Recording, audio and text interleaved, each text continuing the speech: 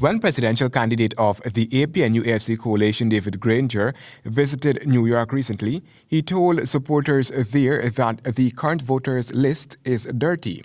According to the People's Progressive Party Civic General Secretary Clement Rohi, that remark is mind-boggling. At worst, an indication of severe fissures developing in the APNU-AFC camp, which could potentially undermine the political fortunes of the political opposition.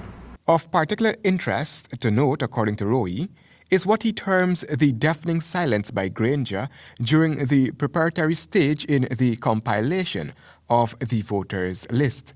Indeed, the APNU consistently expressed satisfaction with how things were progressing and more often than not showered praises on GCOM for the high degree of professionalism displayed by GCOM in the conduct of its responsibilities.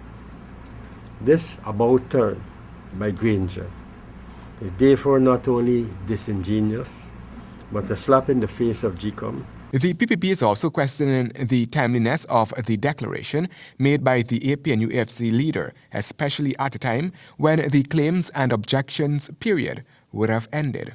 Could it be that Granger, in anticipation of an impending defeat at the upcoming polls, is already preparing the ground for a rejection of the poll outcome, as the PNC had been notorious for doing in the past elections, despite the fact that all those elections were declared free and fair?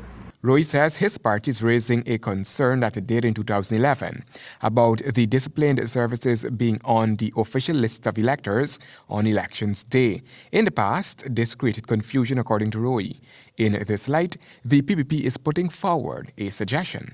The party insists that the names of the disciplined services members should not be included on the OLE for E-Day, but rather on a separate list that is prepared for D-Day, which is usually a week before. The PPP plans to continue to press for its concerns to be addressed at the commission level. Handel Duncan, HGP Nightly News.